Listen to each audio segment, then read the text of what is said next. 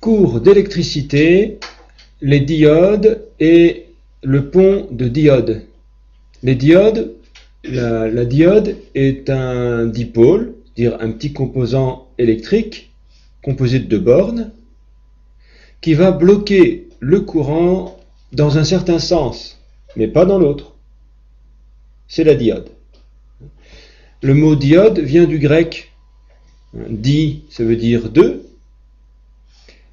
et odos veut dire voix. Di odos, deux voix. La diode est un dipôle polarisé. Son fonctionnement change en fonction du branchement. Vous avez les deux bornes de la diode, vous le branchez dans un sens, ça passe, ça laisse passer le courant, par exemple. Vous le branchez dans l'autre sens, ça bloque. D'accord ? Donc il y a un sens bloquant et un sens passant. Quand elle est passante, elle se comporte comme un interrupteur fermé. Vous savez, l'interrupteur, quand il est fermé, il laisse bien passer le courant. La diode, c'est pareil. Quand elle laisse passer le courant, elle laisse passer le courant. C'est tout. D'accord ? Quand la diode est bloquante, c'est comme un interrupteur ouvert. Elle ne laisse pas passer le courant du tout. La diode, c'est juste un tout petit élément, comme un petit cylindre. C'est très peu de choses. Alors, il y a différentes sortes de diodes. Là, on vient de parler de la diode simple. Maintenant, il y a les électrodes électroluminescentes, que l'on appelle aussi les LED. LED pour les DEL, pardon, les DEL. Le DEL ou LED. LED, c'est en anglais, DEL, c'est en français. DEL, c'est diode électroluminescente. C'est-à-dire, c'est une diode, pareil, mais qui en même temps va éclairer quand elle est passante. D'accord ? Où est-ce qu'on trouve des diodes ? Il y en a partout. Ici dans la classe, dans le salon, dans la salle de séjour. Tous les appareils qui ont une toute petite lampe rouge ou verte, vous savez, sur la télévision, les appareils, radio ou autre chose, des petites lampes vertes, rouges, voire oranges, ce sont des électrodes électroluminescentes, des diodes électroluminescentes, des DEL. D'accord ? Ces petites lampes rouges ou vertes. Elles émettent de la lumière lorsqu'elles sont parcourues par un courant, lorsqu'elles laissent passer le courant. Sur les appareils électriques, la télévision par exemple, elle indique l'état de marche, l'état de veille, quand on met en veille les appareils électriques, ou l'arrêt de l'appareil. Souvent c'est vert, orange, rouge. Alors maintenant, ces diodes, ce sont des petits composants, en réalité ce sont des composants électroniques qui sont fragiles. Si on fait passer un courant trop fort dans ces diodes, elles se détériorent facilement. Donc les diodes ne sont pas utilisées seules. On ne va pas mettre une pile sur une diode comme ça, parce que sinon la diode elle va griller.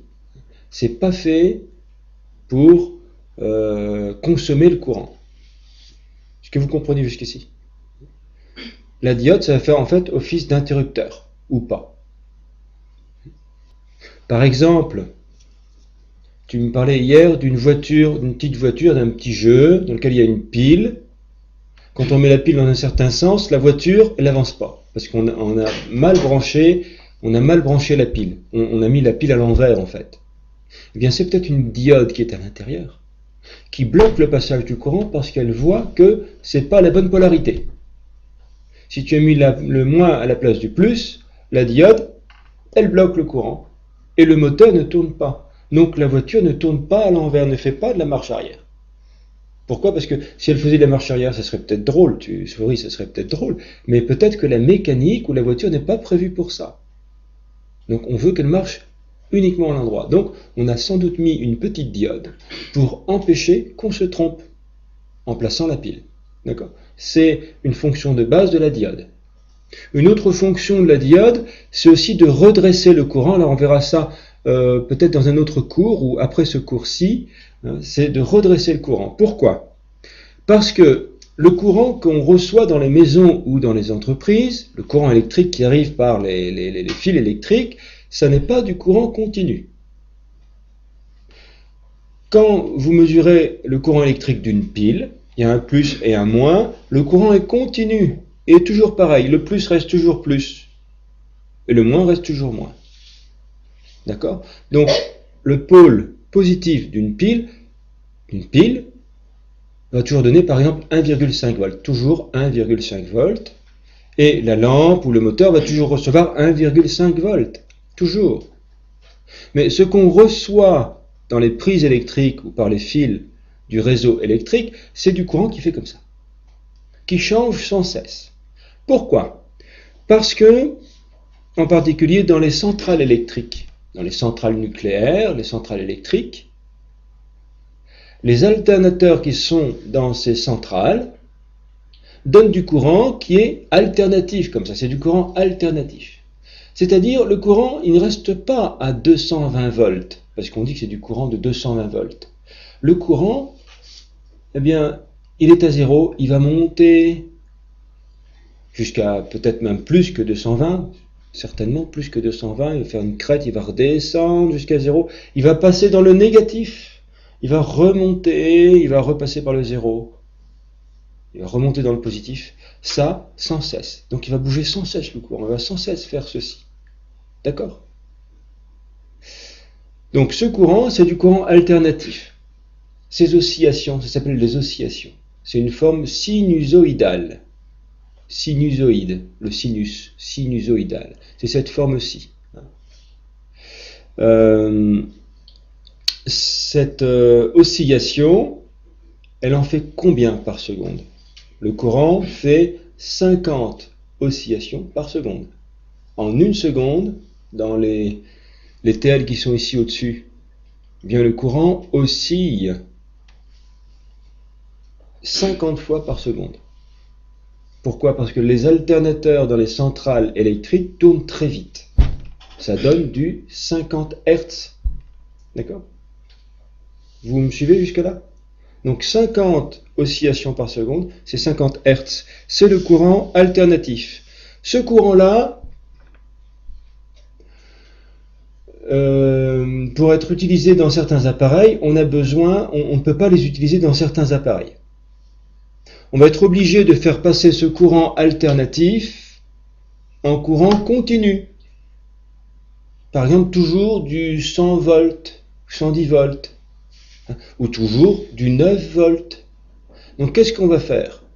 On va faire passer ce courant alternatif, qui bouge sans cesse, dans un montage de diodes, avec 4 diodes.